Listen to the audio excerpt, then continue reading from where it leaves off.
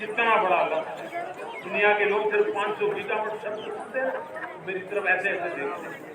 लेकिन आज मैं विश्वास से कह रहा हूँ देशवासियों को, इस लक्ष्य को भी पूरा करके रहेंगे और ये मानव जाति की सेवा करेगा, हमारे भविष्य की सेवा करेगा, हमारे बच्चों के उज्जवल भविष्य की गारंटी मिलेगा। हमने 2030 तक हमारे रेलवे को नेट जीरो एमिशन का लक्ष्य लेकर के हम चल रहे हैं। साथियों, पीएम सूर्यघर मुफ्त बिजली योजना उसको एक नई ताकत देने वाली है और ये बदलाव का फल मेरे देश के सामान्य परिवार को मिला, विशेष करके मेरे मध्यम वर्ग को मिलेगा जब उसका बिजली का मुक्त हो जाए, बिल मुक्त हो जाए। इलेक्ट्रिक व्हीकल उसकी मांग बढ़ती जा रही है। पीएम सूर्यघर योजना से बिजली उत्पादन करता है सूर्य से, तो उसका व्हीकल का प्रवास का खर्चा भी कम कर सकता है। साथियों, हम ग्रीन हाइड्रोजन मिशन लेकर के एक ग्लोबल हब बनना चाहते हैं।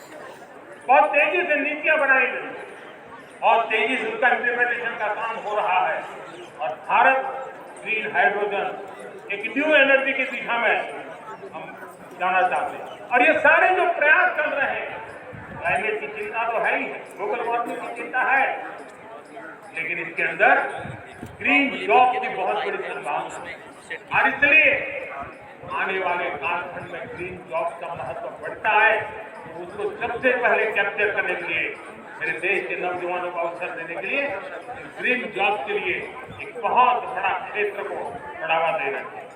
मेरे प्यारे देशवासियों, आज हमारे साथ तिरंगे झंडे के नीचे वो नौजवान बैठे हैं जिन्होंने ओलंपिक की दुनिया में भारत का परचम लहराया।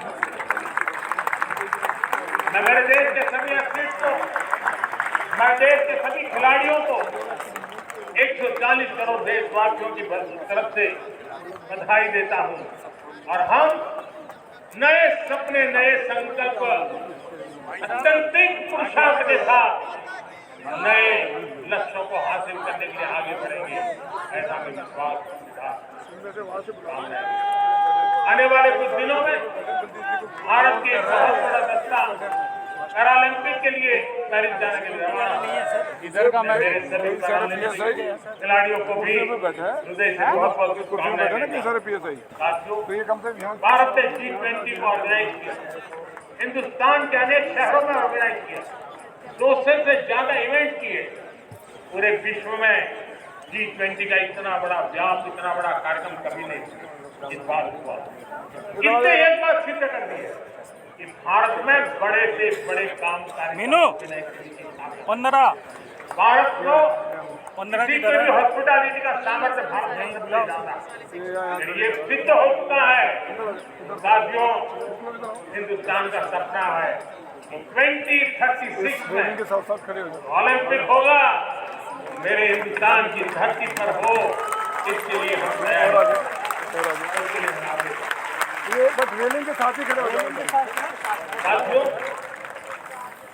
समाज के आखिरी तबके बलजीत जी, दो एक मेल और भेजा, लड़के बहुत सारे आपके पास, 2-3 आ जाओ इधर।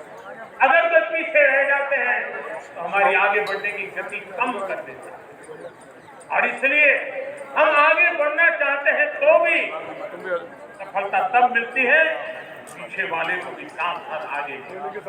और इसलिए हम सबका दायित्व बनता है हमारे समाज में आज भी क्षेत्र पीछे रह गए, समाज पीछे रह गए, जो लोग पीछे रह गए, हमारे छोटे छोटे किसान हो, हमारे जंगलों में रहने वाले मेरे आदिवासी भाई बहन, हमारी माताएं बहनें हो, हमारे मजदूर हो, हमारे श्रमिक साथी हो, हमारे कामगार लोग, इन सबको हमें बराबरी में लाने के लिए, हमारे बराबर लाने के लिए भरपूर प्रयास करना है।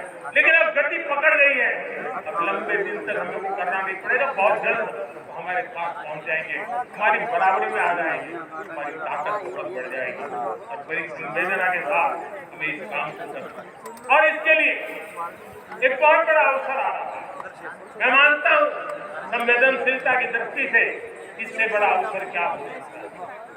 हमें पता है 1857 के स्वतंत्र संग्राम के पहले भी अंग्रेजों के नाक को दम करने वाला हमारा देश का एक आदिवासी युवक 20-22 साल की उम्र में उसने अंग्रेजों के नाक को दम ला दिया।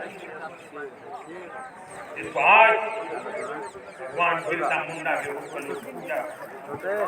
भगवान बिरसा मुंडा की 150वीं जयंती आ रही है कि हम सबके लिए प्रेरणा का साधन बने। समाज के प्रति छोटा व्यक्ति भी देश के लिए कैसी जज्बात रखता है, उससे बड़ी प्रेरणा भगवान बिरसा मुंडा से अधिक कौन। आइए मतलब भगवान बिरसा मुंडा की 150वीं जयंती मनाए, संवेदनशीलता का हमारा व्याप बढ़े, समाज के प्रति हमारा मनोभाव बढ़े, समाज के हर व्यक्ति को, गरीबों, दलित, पिछड़ों, आदिवासी हर एक हम अपने साथ लेकर के चले। इस संकल्प को लेकर के चलना मेरे प्यारे देशवासी, संकल्प का बढ़ तो रहे, हम आगे बढ़ते। लेकिन ये भी सच है कुछ लोग होते हैं जो प्रगति देख नहीं सकते, कुछ लोग होते हैं जो भारत का भला सोच नहीं सकते हैं। जब तक